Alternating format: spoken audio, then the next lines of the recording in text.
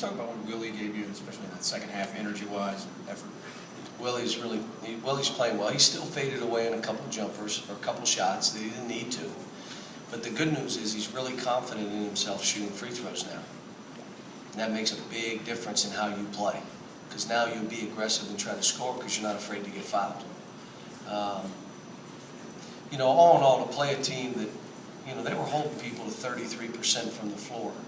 They were first in block shots in the country. They were shooting almost 50% from the floor. We hold them to 36 and can't make a jumper, James Young, and you know, still played okay. I thought, again, we got better. We got better because the Twins played harder, longer. They're still a ways away. Let me just tell you, they're a ways away, but they played harder. I thought Julius in the second half ran the floor and did what he had to, but I'm going to tell you, we're going back to old school. And I'm going to ask like a dumb question. Any of you ever play basketball, or are you just right?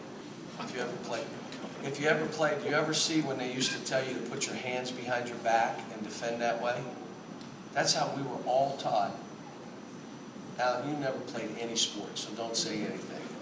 No, I was about to say something you wouldn't like. Yeah.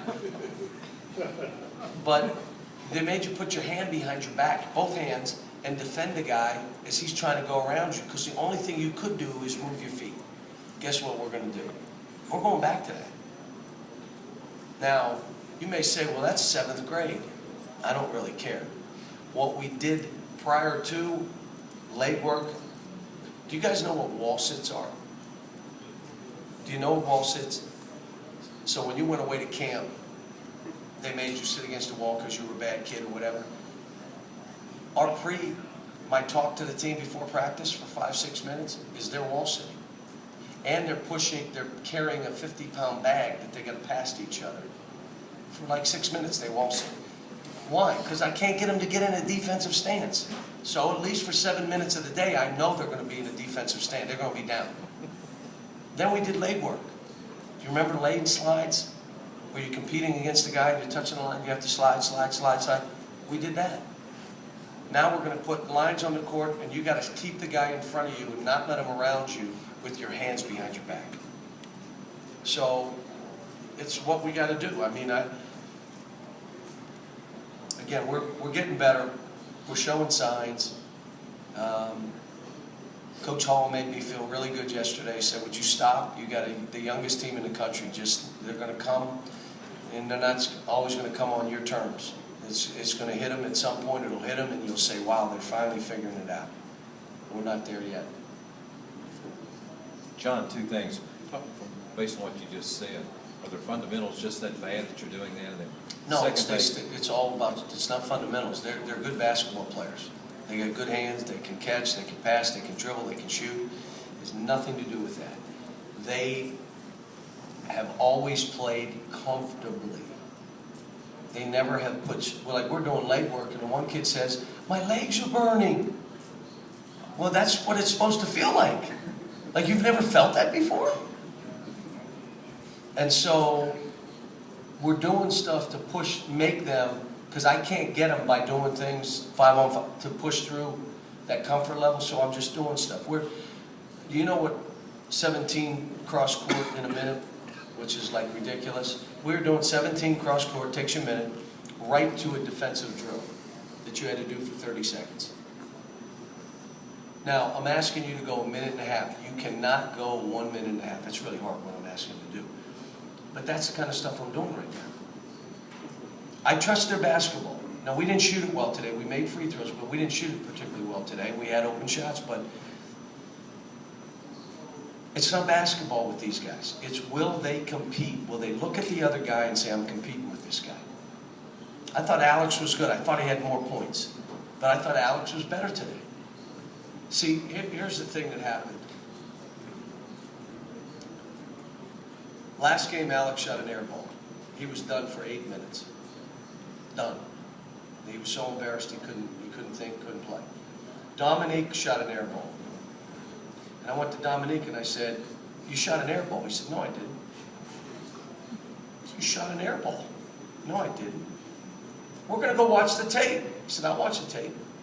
And he watched and he shot an air ball. And he goes, man, I didn't know I shot an air ball. He had already forgotten. And that's the difference. You got to play that way. You got to have amnesia. You can't worry about a turnover, a missed shot, a breakdown. But it's where we're trying to go and what we're trying to do with this team, which makes it, you know, again, too many turnovers. You know, James and Julius had 10 turnovers between them. Come on. Too good of basketball players. But that zone, I'm telling you, that zone, you know, I'm happy that we won the game. I'm happy that they played the way they played. You know, that's a good basketball team. Are you to the point you're concerned about three-point shooting or not? No. No, you know we don't rely on three. I've never played coach that way. If we make them, we beat you by 30. If we don't, we're just trying to win the game. You know what I'm saying? The three is not, I don't play it that way. I think part of the reason my guys go to the next level and play well, we're teaching them how to play basketball, not a shooting contest. We're teaching you how to play. If we make threes, great. If we don't make threes, we're still able to win the game. Because I'm teaching you how to drive the ball, play off of one another, play when you're not making shots. I asked James today, it was your C game, but you still did enough to help us win. You still rebounded the ball, you still came up with some balls, you defended better, you know, so. John, another slow start tonight, something you talked about the other night. Have you had teams in the past that just the personality is they start slow and there's not a lot you can do about it? Well, part of it is the other teams we play here, this is like a big thing. Like they walk into that arena, 25,000 people. Jerry will give you exact attendance, but I think it's 24,000, 25,000 people. And they walk in and they're like, was it less? More? So today we had 26,000. But they walk in and they see a packed arena and it's how many times have they had that opportunity? And then to beat Kentucky? I remember Mark Godfrey told me, you have no idea, Cal. If we beat Kentucky in Lexington when he was at Alabama, he said, I didn't sleep for a week. You don't understand. Everybody that plays you, that's how it is. So they're going to come out of the gate, and we don't understand that yet. I got too many young guys. They think they're just playing and it's a nice game, and why are you going nuts?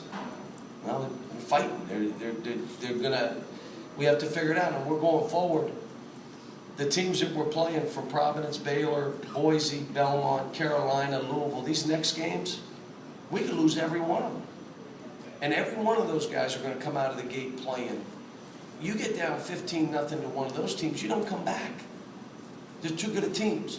So we got to get guys understanding, and I think they will. Coach, Julius seems to be having trouble handling the ball. He seems a little out of control. Is that just a part of his game that hasn't really developed yet? How concerned are you? Well, I'm not concerned because they're sending like 19 guys at him. And they're just absolutely saying, do whatever you have to stop him, body him, foul him, grab him, do whatever. And so what I'm saying to him, I remember John Wall coming in saying, I'm not having fun. No kidding. Everybody's doing whatever they can to stop you.